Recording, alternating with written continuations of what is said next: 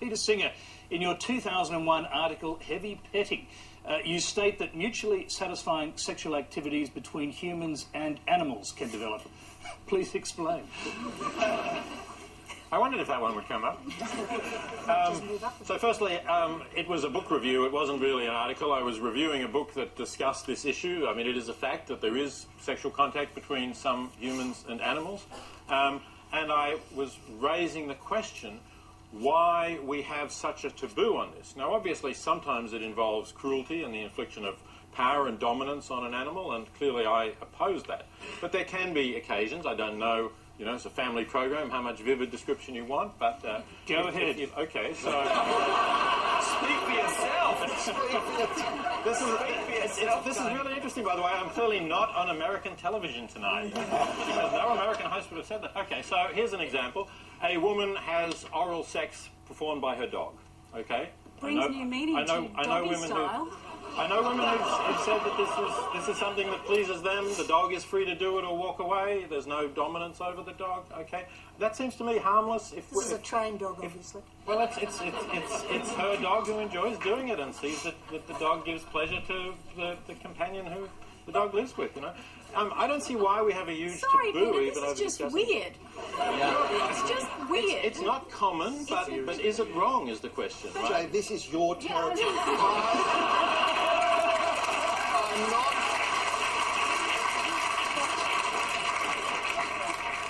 Let's get a psychiatrist's perspective on this. I'm just sitting here thinking now, Freud did say that human beings are polymorphously perverse, which is another way of just saying there are lots of different views that just... Sometimes you have to draw the line and go, that's weird. But is it wrong? Would you want to cure wrong, a patient, wrong or would you want to make a patient? So I suppose, I mean, I've actually... I'm not going to cure anyone who doesn't want to be cured. Right, exactly. That's the other side of it. So since I wrote this little piece, I've had people, sex therapists, come to me and say that they've had patients who were tortured with guilt because they got some sexual satisfaction from contact with their animals, and their lives were miserable. And they gave them my article, and that helped them because it helped them to see that other people were doing the same sort of thing. And here was at least somebody who was saying, you know, this is not a sign of terrible moral evil. I've got a Helen Coonan Parliamentary Sitting Week coming up. Would you like to get on the record on this? Well, thankfully, I don't answer questions anymore. I ask them, and I don't think I'll be asking this one, Tony. But, look, I agree. I think that's seriously off. And I just can't imagine. I mean, I've got two beautiful golden retrievers. And can't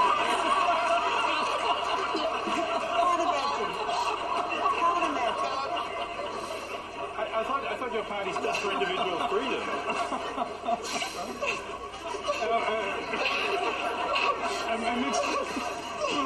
I'm sorry. Amidst the hilarity, I don't think everyone heard that Peter said he thought your party stood for individual freedom. I just think that it's off the wall, and put it this way, I'll just continue to find the nice patch under my doggy's ear that he likes. That's all I'll do. I'm sorry to say we've run out of time. Please thank... I'm not sorry. Helen Coonan, Peter Singer, Jayashree Kulkarni, David Marr and Peter Garrett.